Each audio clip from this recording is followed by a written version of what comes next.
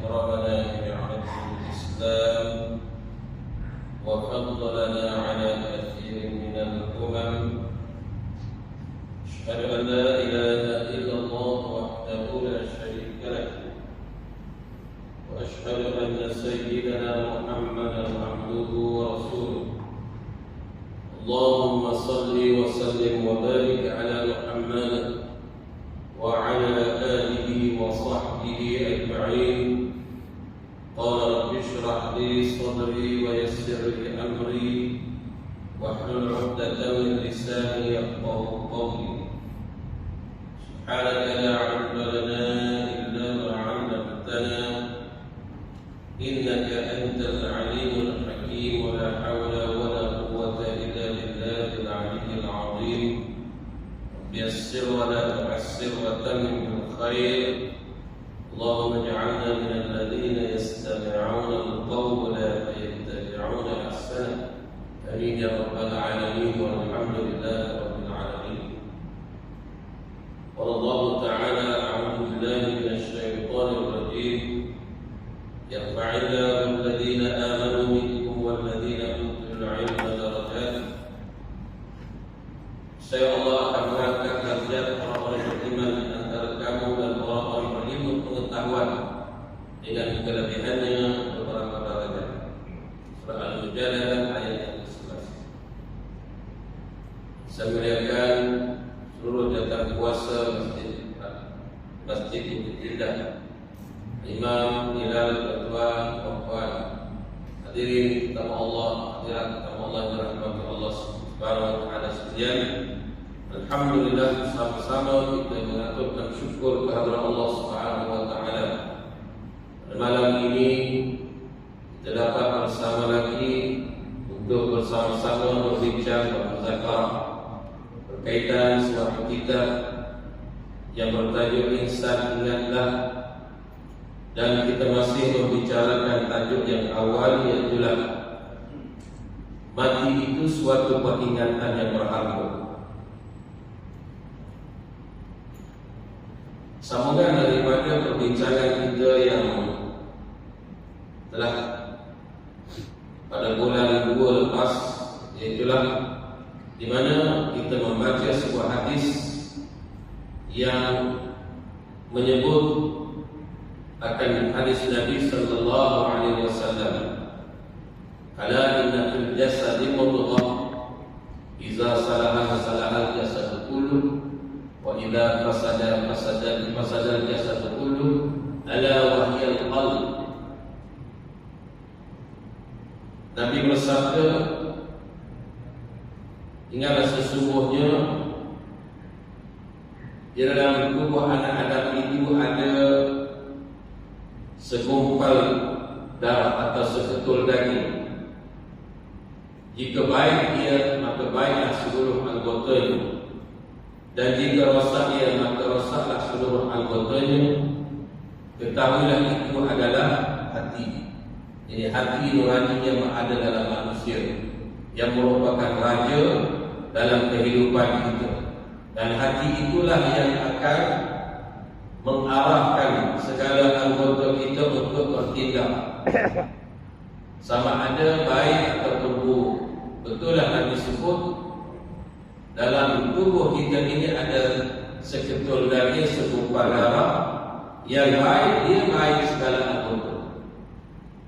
Tak baik dia rosak, dia maka rosak anggota, rosak mata, rosak tangan, kaki, mulut dan sebagainya, disebabkan awalnya dalaman dia telah rosak. Seumpama pokok yang akar tunjangnya telah buruk, maka lama-kelamaan dia akan mati. Dia daun, mula-mula daun dia lumpuh, lepas tu ganti dia patah, luput, akhirnya hilang. Itulah umpama kehidupan manusia. Kalau hatinya tidak baik, maka anggota yang lain akan turut tidak menjadi baik.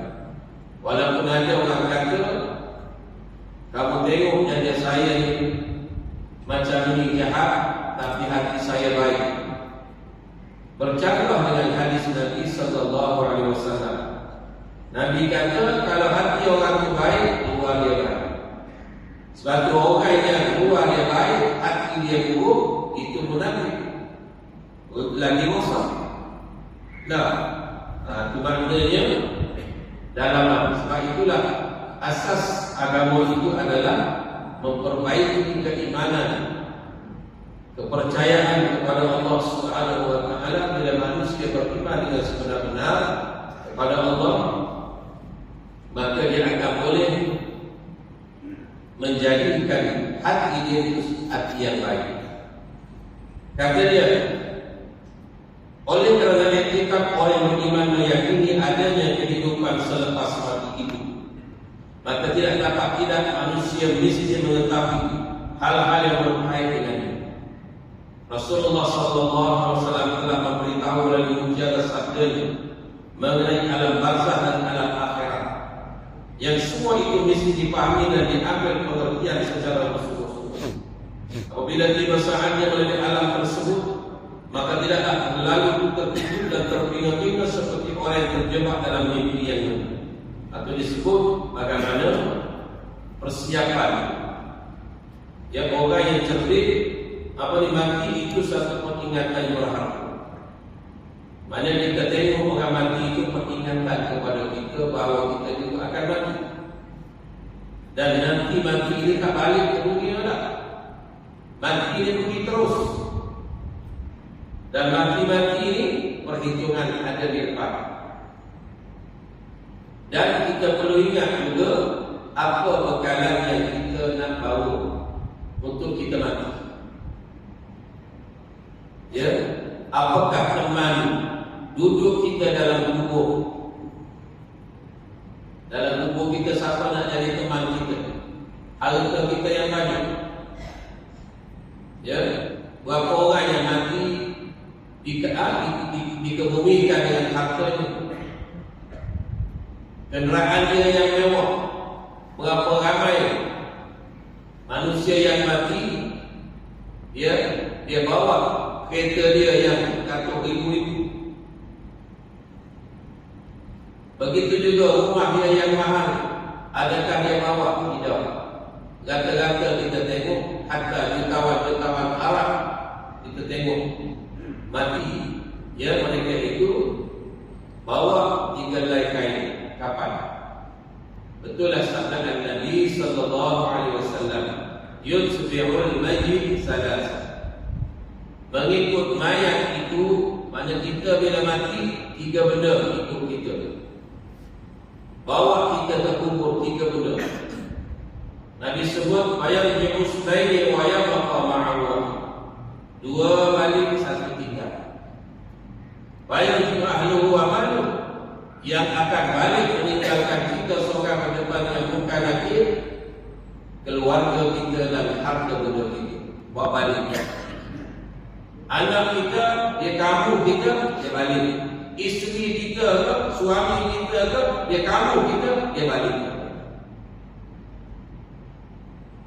Kereta yang kita beli mahal-mahal, orang bawa pergi, bawa keluarga kita, kita naik ke jenazah, dia bergantung kepada jenazah. Kalau masjid, jenazahnya baru. Kalau surau, mungkin jenazahnya kurang baru sikit. Nah, kalau zaman dulu diusung, tak ada band. Nah, itulah kenderaan akhir kita. Wa yabqa ma'ahu amalu, dan tinggal kekal bersamanya dan amalan. Itulah tuan-tuan, ya, peringatan kepada diri saya dan tuan-tuan, ya, kesungguhan kita, ketekunan kita, kegigihan kita, mujahadah kita melawan hawa nafsu untuk kita melakukan ketaatan kepada Allah, ibadah. Ini adalah merupakan bekalan teman kita dalam kubur. Ternyata harta benda wang ringgit yang tidak tukar menjadi pahala tidak akan mampu memberi menjadi teman kepada kita. Kadang-kadang harta kita yang banyak itu menjadi bebanan kepada kita bila? Apabila kita cuai dalam ibadah zakat, kewajiban zakat, lagi berat. Memang dia jadi teman kita, ditukar harta kita menjadi ular kala jengking. Bahkan disebut dalam Quran, Allah menyatakan bagaimana harta benda kita itu akan bertukar menjadi ular. Dia akan berkata kepada kita, disebut dalam Quran, "Ala ma kanastum li anfusikum fadhuqu ma kuntum taknizun." Inilah benda yang kamu himpun, kamu simpan di atas ini untuk diri kamu, maka rasakan apa yang kamu simpan pada hari ini. Sebab itu zakat Allah Ta'ala wajibkan menjadi rukun Islam. Allah suruh kita jadi kaya-kaya, tetapi Allah suruh perintah kita untuk bayar zakat.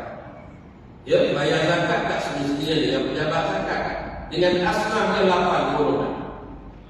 Fakir, miskin, orang yang berhutang, ya, ibnu sabil, termasuklah amil, mu'allaf, anak jalanan, dan orang yang memerdekakan diri, anggola.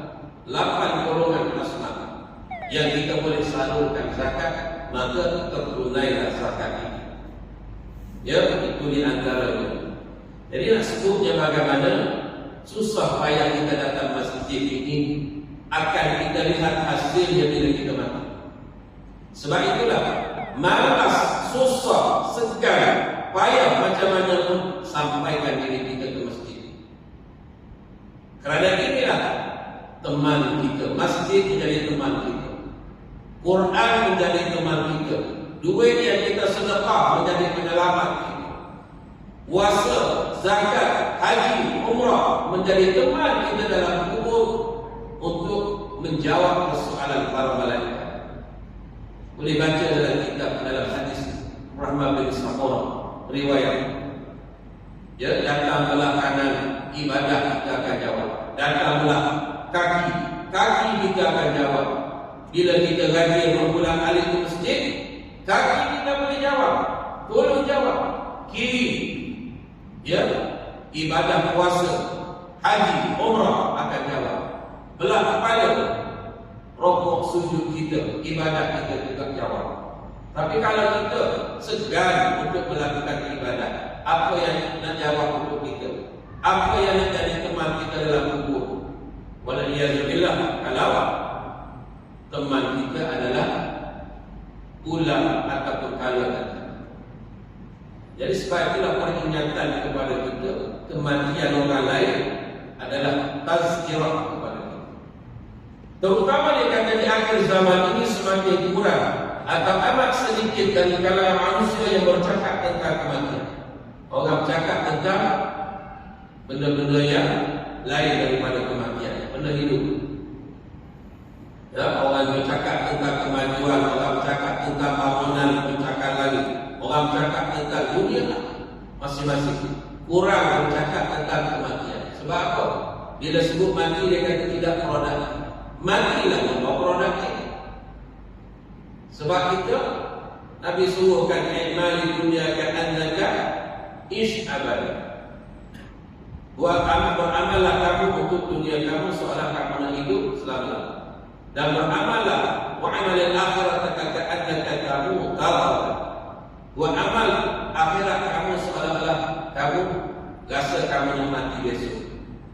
Tak, arti maknanya disuruh kita bekerja, memang disuruh kita seolah kita nak hidup selama-lamanya, kita cari, sentiasa mencari harta, dan tetapi kita tidak tamak walaupun meninggalkan akhirat. Lalu kata dia, kerana manusia sedang membangun dunia, kebanyakan mereka dilalaikan oleh kesenangan, keindahan, kelazatan dunia sementara. Sesungguhnya mereka yang memburu kesenangan dunia ini bagaikan memburu bayang yang bergerak. Kalau kita buru bayang yang bergerak, bayang kita sendiri, kita gerak, dia gerak, kita gerak, dia gerak, macam diumpama, ya, diumpamakan begitu. Sehingga kehabisan umur dan kematian pun tiba. Yang kita bimbang, kita tak sempat nak beramal, mati pun datang.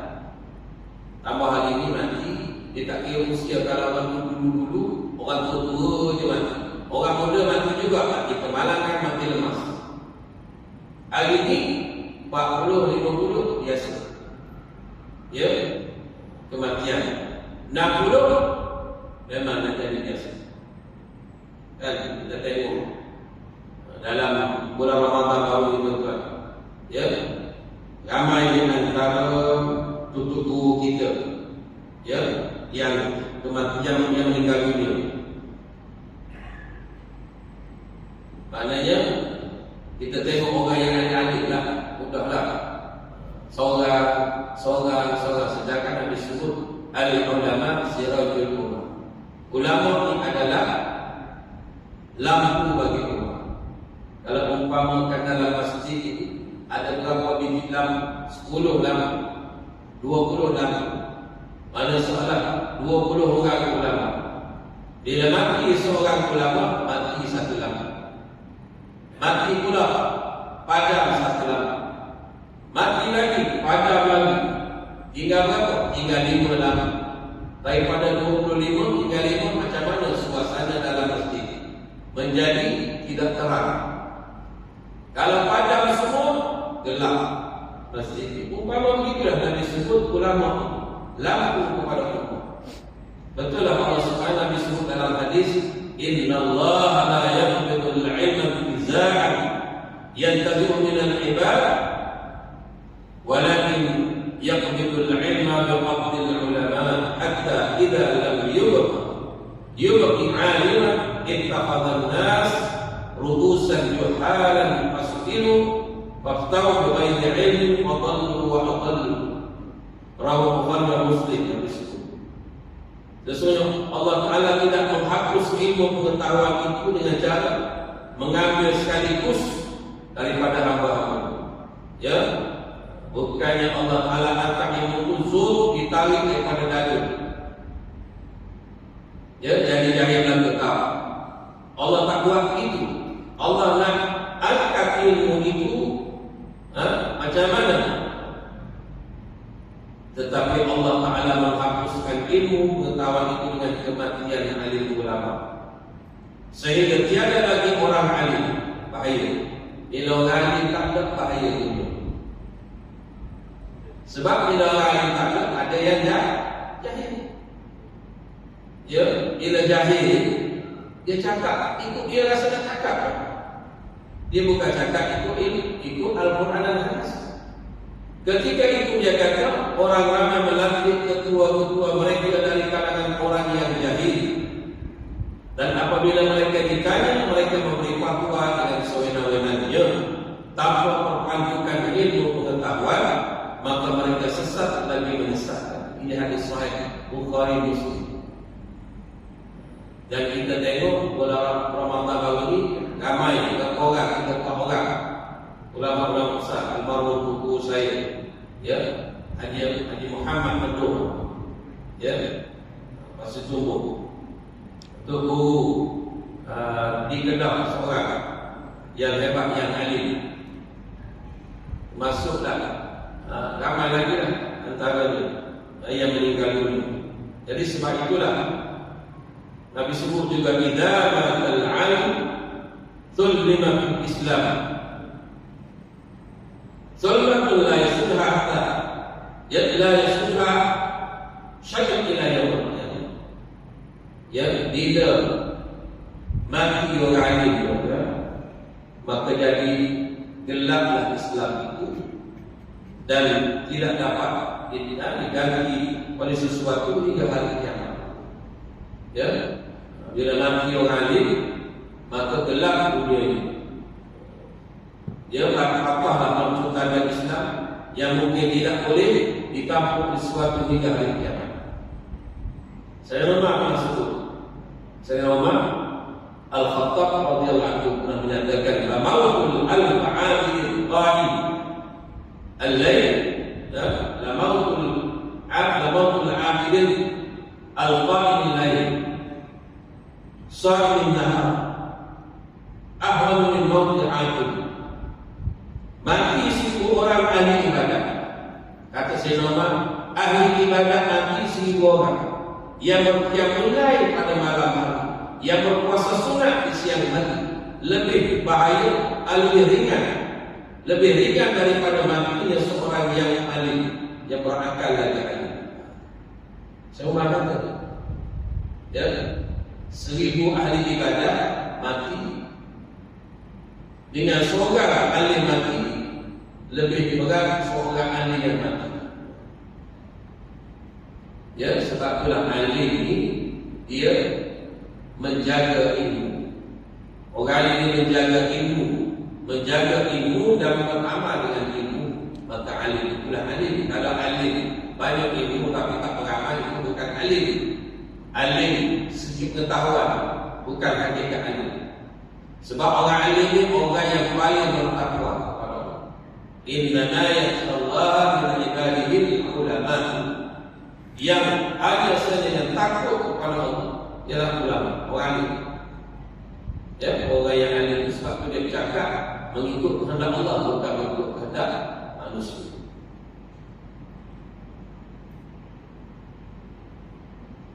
Sayyidina Ali pernah berkata bahawa manusia itu tidur lena apabila kematian tiba baru dia terjaga daripada tidur.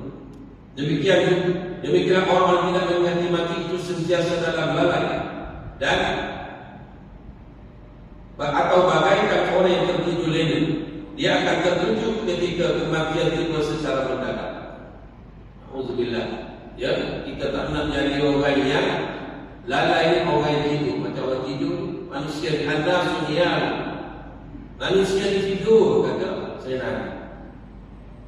Bila dia jaga, bila dia mati. Dia mati dah dulu. Barulah dia merasai kehidupannya semua. Dia hidup atas dunia diperdaya oleh dunia. Ya, apabila kita diperdaya oleh dunia, maka kita dalam keadaan dibuat dalam tidur yang lain. Kita tidak berpijak di dunia yang nyata. Sebab itu kita kena tanya dalam persoalan. Disebut oleh almarhum Profesor Harudin dalam bukunya Manusia dan Islam. Buku-buku sebegitu kita kena baca. Dia sebut persoalan yang tiga kita kena tanya dalam diri kita. Dalam buku itu menyatakan dari mana aku datang. Kita tanya diri kita masing-masing. Aku datang daripada mana? Daripada pohon buluh ke? Pohon buluh ke? Daripada mana? Ya, kita kata daripada mak ayah kita. Habis mak ayah kita daripada mana? Tak. Bawa ni dari mana? Siapa ada? Ada dari mana? Tak. Allah Ta'ala jadikan daripada tanah. Kullukum min Adam wa Adam min Turab. Semua kamu daripada Adam. Adam dijadi daripada tanah. Habis itu. Dan kita pun, yang kedua kita kena tanya kenapa kita berada di sini. Ya, di atas bumi, muka bumi, atau kita berada di Bukit Indah. Kenapa Allah letak aku di sini? Pertanyaan itu kena tanya dan kita kena jawab sendiri dengan ilmu pengetahuan. Kenapa Allah letak di sini? Jawab di sini pula. Yang ketiga, ke mana nak pergi lepas? Lepas ni aku nak ke mana? Mesti ada. Dari mana? Kita mesti datang daripada Allah. Allah menciptakan kita. Ya, dijadikan kita daripada khalaqah. Khalaqal insana min dia kata min sulalah wa khalaqal insana min sulalatin min tin. Yang sesungguhnya kami jadikan manusia daripada sari pati tanah. Memang kita daripada tanah. Kita makan pun daripada hasil tanah. Cuba kita cek ini. Kita makan nasi tumbuh kat mana? Tumbuh atas tanah. Dia sedut zat dari mana? Daripada tanah. Nasi itu lembu, daging lembu, daging ayam. Dia makan apa? Dia makan dedok. Dedok daripada mana? Jagung macam-macam. Habis jagung tumbuh kat mana? Atas langit. Tanam dulu. Itulah maknanya semua daripada tanah. Lembu makan rumput daripada tanah. Dia minum air daripada tanah. Tak. Maknanya betul Allah kata Aku jadikan manusia daripada sehari pagi min sulalatin min tin. Maka balik pun ke tanah. Masuk dalam tanah lagi tu. Bila kita kebumikan jenazah, minha khalaqnakum. Daripadanya tanah yang kita kepal-kepal letak ni. Dekat mayat sendal-sendal. Gali-gali itu bukan dia. Minha khalaqnakum. Daripada tanah inilah kami dijadikan. Kita kata kepada mayat. Ya. Wa fiha apa ni? Nukhrijukum taratan ukhra. Dan kami balik jumpa tanah dan kembali dan balik jumpa tanah.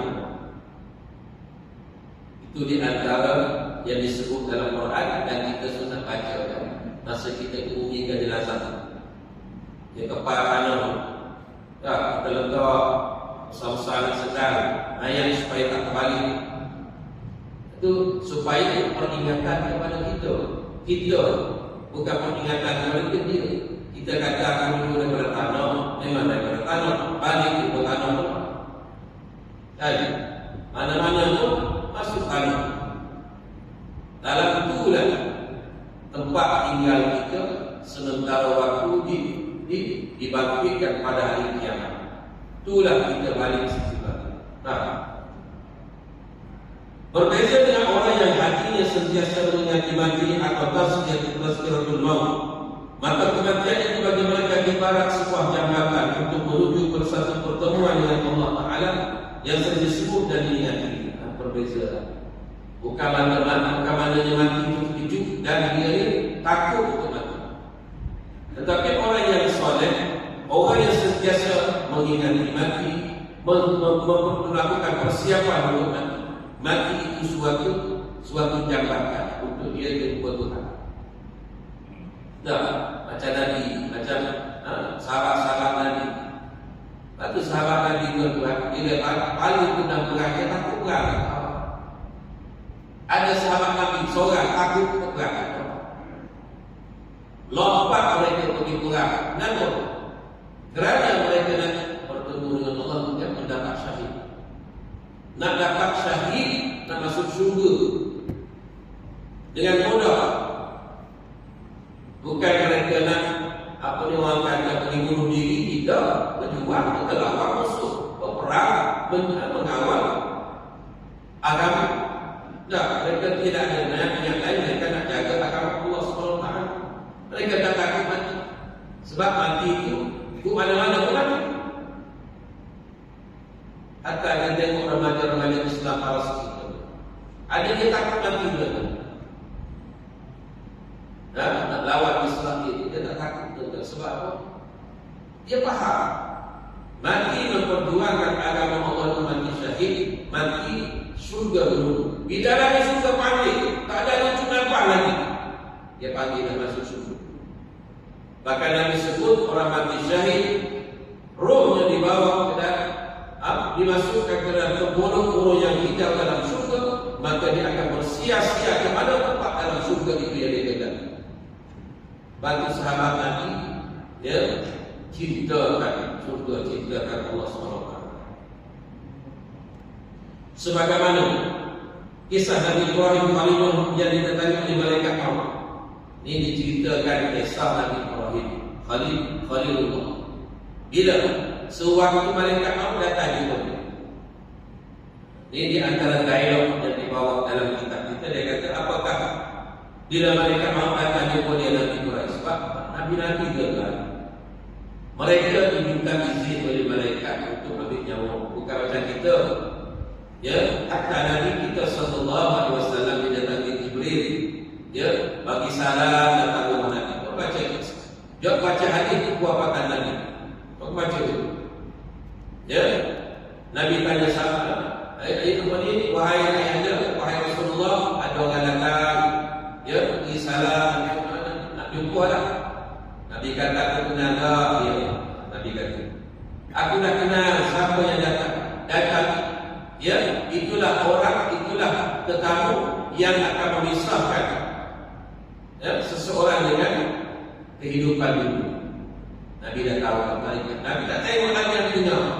daripada luar, Assalamualaikum.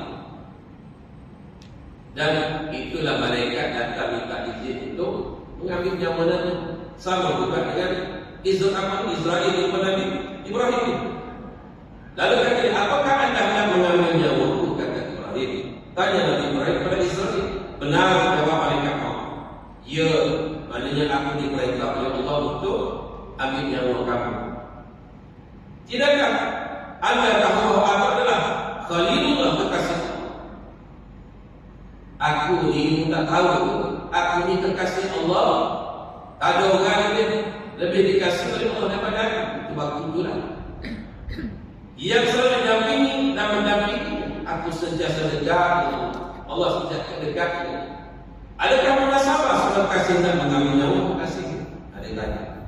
Tak kalah kekasih nak ambil nyawa kekasihnya. Ada yang kata-kata Nabi Ibrahim AS itu, maka malaikat mau kembali setelah menghadap Allah Ta'ala. Lalu Allah perintahkan Israel supaya menemui Nabi Ibrahim dengan membawa pesanan dari Allah.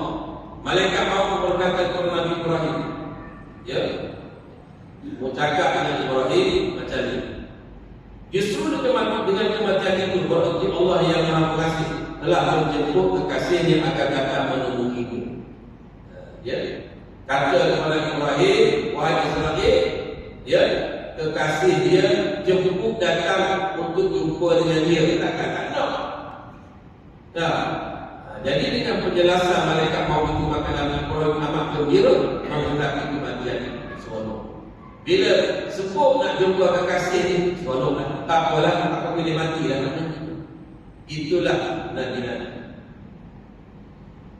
Abu Hurairah radhiyallahu anhu berkata bahawa Rasulullah sallallahu alaihi wasallam bersabda yang maksud adalah kamu membanyakkan ingat akan perkara yang boleh melembutkan kelazatan hidup.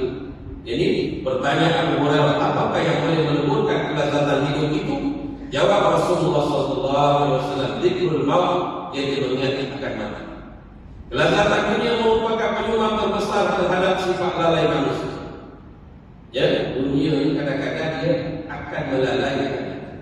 Dunia la'ibun walahu. Dunia itu la'ibun, permainan, walahu yang melalaikan. Betul. Dunia macam mana? Dunia yang sifat menipu lah.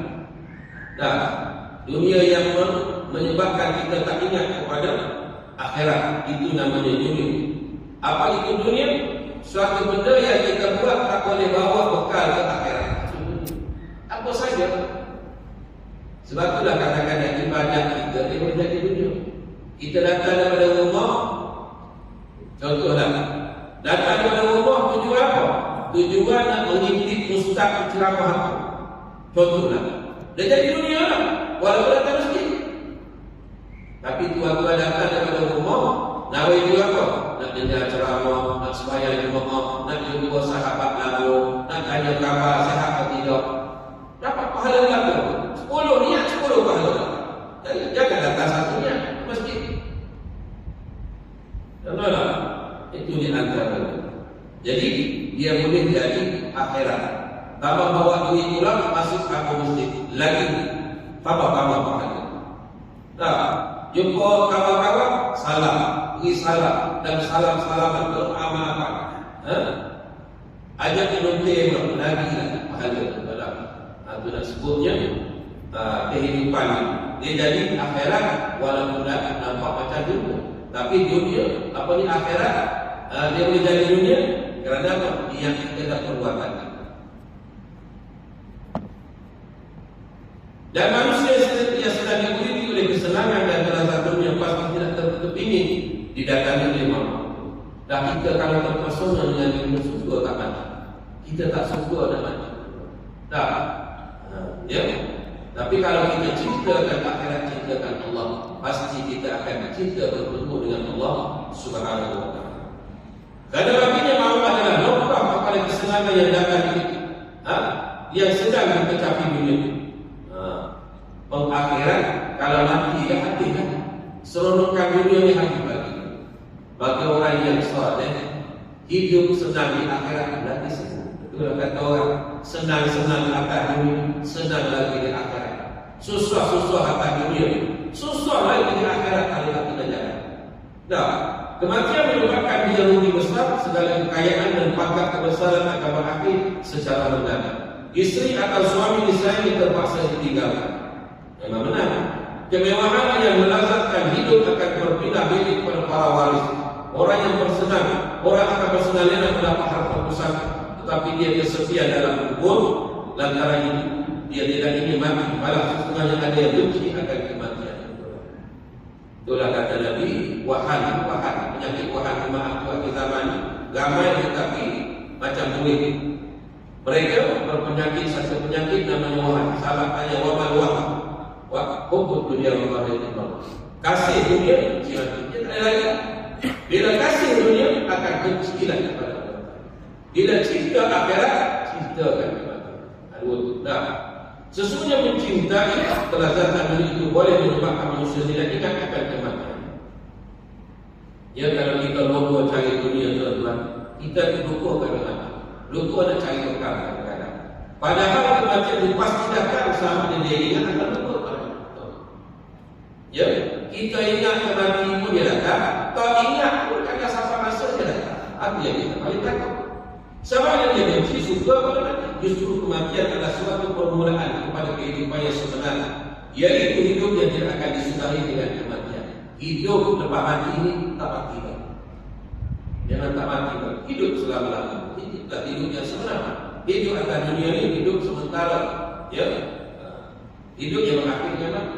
Oleh kerana kehidupan susah itu ibarat satu perjalanan yang jauh memakan masa yang lama, menyedari hakikat itu pasti insan memerlukan suatu persiapan yang mencukupi dan sempurna. Itulah kita nak cari bekal, mencukupkan bekal, nak jalan jauh dah. Orang yang lain tidak pernah memikirkan persiapan menghadapi mati. Orang lain akhirnya dia terpesona dengan kehidupan, dengan kemewahan itu, dengan pangkat kedudukan, dengan jawatan yang dia lupa kepada mati. Bayangkan kita secara tiba-tiba seseorang itu terlantar di pada masa yang tadi. Dia umpamakan, bila dahaga telah mencekik perempuannya lantas dia terbayang mustahil air. Tetapi ya, kalau dia sedar sedikit pun tidak mempunyai bekalan air. Orang yang sering bercakap tentang rakan kata sahabat mereka telah kembali dengan sesuatu lain. Si pula telah mati. Ya, siang yang sudah mati. Tapi saya jarang sekali dia memikirkan bila kematian kita sampai kepada gilirannya sebelum mati datang, apakah persiapan telah dibuat. Ya, sebab itu ada kata mati itu satu persiapan yang berguna kepada kita. Nah, itulah tuan-tuan, mudah-mudahan ada kebaikan pertemuan kita pada malam ini. Semoga Allah SWT sentiasa merahmati kita, menjadikan kita orang-orang yang sentiasa ingat dunia. Dan apa itu akhirat? Apakah itu dunia, apa itu akhirat? Dunia ini satu benda yang tak boleh membawa apa-apa kebaikan kepada akhirat. Akan tetapi satu benda yang membawa kebaikan kepada akhirat, mau menikah kahwin ke, tolong megang ke, hatta kita nampak kerja buat kita hari-hari. Walaupun kita jadi guru, walaupun kita jadi doktor, walaupun kita jadi konsulen, apa saja kita buat benda dengan jalan, dia jadi pahala. Ya, kita buat dengan cara yang dedikasi kata orang, yang penuh tanggungjawab, dan insya-Allah dia jadi pahala akhirat. Tapi kalau nak buat akhirat tapi kita buat dengan penuh kejahatan, dengan perasaan yang tidak baik ataupun perasaan yang tidak ikhlas, maka dia jadi dunia semata-mata. Wallahu a'lam. Wa lihada astaghfirullahaladzim wa lakum wa lisa'il muslimin wal muslimat wal mu'minin wal mu'minat innahu ghafurur rahim. Jadi insyaallah bulan depan kita akan masuk manusia cerdik ialah mereka yang mengingati mati. Ayatnya orang cerdik ini sebagaimana hadis Nabi, al-kayyisu man dana nafsu wa amila lima ba'da al-maut wal 'ajizu man ittaba'a asy-syahwat wa tamanna 'ala Allah al-aman. Orang cerdik orang yang sentiasa melakukan persiapan untuk hidup selepas mati kata Nabi. Orang tak cerdik, orang yang ikut hawa nafsu. Dalam keadaan itu bercita-cita dia selamat, aku tobat lepas ini. Tak. Bercita-cita untuk mendapat keamanan, kasih sayang Allah Taala. Dan